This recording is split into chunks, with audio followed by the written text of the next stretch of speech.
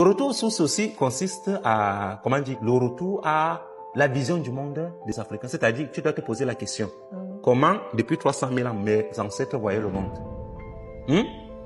Dans la vision de tes ancêtres, l'homme n'est pas séparé de Dieu.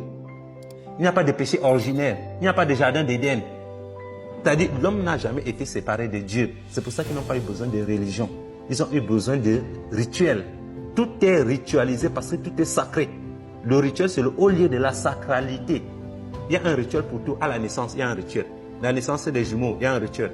À la mort, il y a un rituel. Pour faire les chants, il y a un rituel. Même pour faire la cuisine, il y a un rituel. Il y a un rituel pour tout.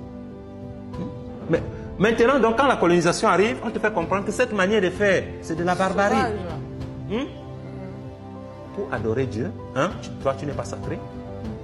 Il faut aller au temple. C'est le temple qui est sacré. Qui te rend sacré même, à la limite. Et comme toi, tu n'es pas sacré, ils te prennent même te vendent comme marchandise. Ils ont apporté l'esclavage. Puisque toi, tu n'es pas sacré. C'est pas ce que vous comprenez un peu. Donc, à partir du moment où ils t'ont désacralisé, ils peuvent te vendre comme de la marchandise. C'est pour ça qu'ils nous ont déporté pratiquement 200 millions d'Africains pour les amener aux Amériques. Parce qu'ils considèrent que l'homme n'est pas sacré. Or, chez nous, l'homme est sacré. Et comme l'homme est sacré, même pour faire le marché, le retour aux sources va ramener la probité dans ce pays. Et ça permettra même de lutter contre la corruption. Sachant que, puisque l'homme est sacré, tout est sacré, le champ que j'ai cultivé est sacré, ma récolte que j'ai pris là pour aller vendre est sacrée. Je ne peux pas mettre de la fausse tomate dans les cajoux pour aller vendre. Ça va au point de vue économique. C'est contraire économique, à la morale traditionnelle africaine. Lorsqu'on se rencontre, par exemple, pour dire le droit, dans les tribunaux, c'est les arguments. Argument contre argument. Mais au village, c'est la vérité, ce ne sont pas les arguments. Si tu dis la vérité, on te suit. Si tu ne dis pas la vérité, tu perds ta crédibilité. Voilà ce que le retour aux sources apporte.